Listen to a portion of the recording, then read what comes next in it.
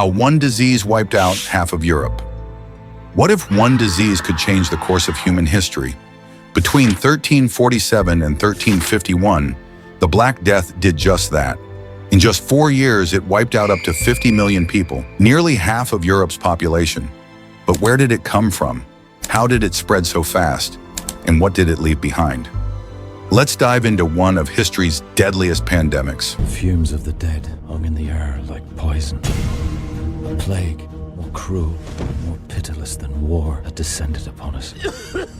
This was not God's work, but witchcraft. Origins. The story begins far from Europe, in the arid steppes of Central Asia, where Yersinia pestis, the bacterium behind the plague, lived quietly inside wild rodents.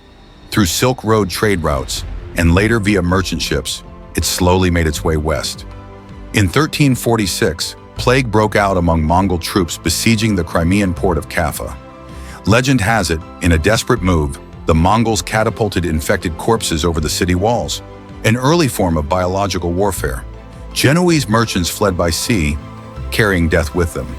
When their ships arrived in Sicily in October 1347, the infection had already taken hold, and it was only the beginning. Spread and symptoms. The disease spread through a deadly triangle: rats, fleas, and humans.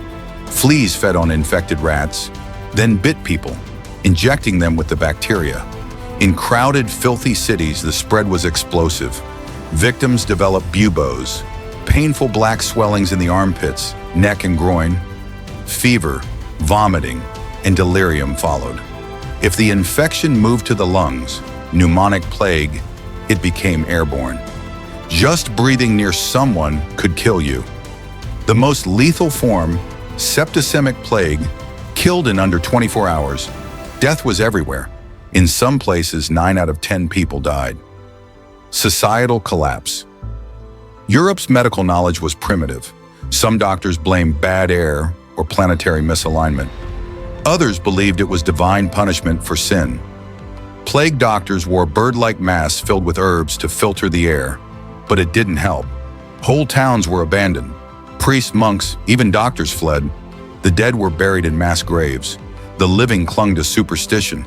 Many turned on minorities like Jews who were falsely accused of poisoning wells, leading to violent massacres across Europe. With laborers dying by the thousands, farms went unharvested, and famine followed. Entire regions were devastated. But ironically, this chaos started to reshape society. Long-term impact. After the plague passed, Europe was never the same. With fewer workers, peasants could demand higher wages, and serfs began to break free from centuries of feudal bondage. The old systems cracked. The church lost credibility after it failed to explain or stop the plague. People began to question authority. This crisis cleared the way for rebirth. Art became darker and more realistic, reflecting a world forever changed. Seeds were planted for the Renaissance, the scientific revolution, and even modern public health. The Black Death was brutal, but from its ashes came transformation. It reminds us that history moves forward, even through the darkest times. So what's the lesson? Crisis often reveals what needs to change, and when we face the unthinkable, we also unlock the unimaginable. Progress, resilience, and rebirth. If you found this story powerful, hit the like button. It really helps the channel grow. And if you love diving into untold history and forgotten moments that shaped our world, don't forget to subscribe for more.